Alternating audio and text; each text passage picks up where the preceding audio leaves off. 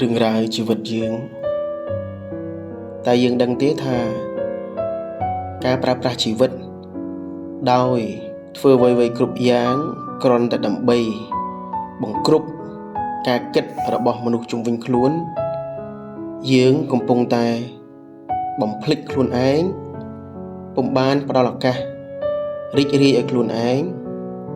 ទទួលស្គាល់ខ្លួនឯងនិងប្រើប្រាស់ជីវិតនេះឲ្យរស់នៅ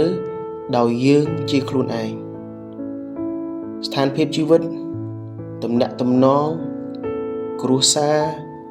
វាមានសុភមង្គលវាមានសេចក្តីរីករាយវាមានការពេញចិត្តវាមានការចុះសម្រុងនឹងគ្នាគឺវាអាស្រ័យទៅនឹងការទទួលស្គាល់ការពិតដែលយើងខ្លួនឯងមានថាតើយើងជានរណាហើយយើងមានប្រភពពីណាយើងមានសមត្ថភាពប៉ុណ្ណានៅក្នុងការរៀបចំប្រើប្រាស់ជីវិតយើងខ្លួនឯងឲ្យរស់នៅដោយយើងជាខ្លួនយើងនៅក្នុងការរស់នៅប្រចាំថ្ងៃចូលអ្នកកុំប្រើប្រាស់ជីវិតរបស់យើងដ៏ខ្លីមួយនេះដោយត្រឹមតែដើម្បីតម្រូវការគិតរបស់មនុស្សជុំវិញខ្លួនដោយខំប្រឹងលះបង់កម្លាំងកាយប្រាជ្ញាស្មារតីទាំងអស់ដែលខ្លួនមានក៏ព្រោះតែចង់បង្ហាញឲ្យអ្នកដទៃគេមើលឃើញថាយើងខ្លាំងយើងអស្ចារ្យទាំងដែលយើងភ្លេចគិតខ្លួនឯងថាអ្វីៗគ្រប់យ៉ាងដែលយើងមាននៅពេលនេះ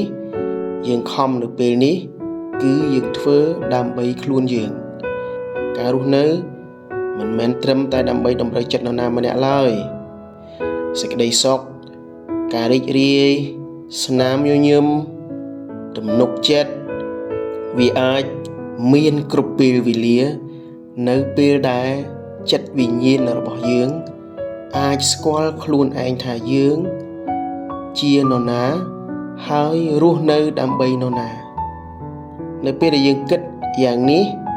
សុភមង្គលផ្លូវចិត្តរបស់យើងអាចនឹងរីកដុះដាលឡើងដោយការពេញចិត្តនិងការពិតជាមួយនឹងអ្វីដែលយើងកំពុងមានតែមិនមែនជាការរស់នៅ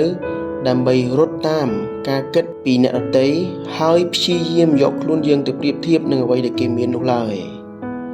ពេលណាដែលយើងស្គាល់ខ្លួនយើងមានន័យថាយើងកំពុងតែផ្ដល់សេចក្តីសុខឲ្យខ្លួនយើងយ៉ាងនេះ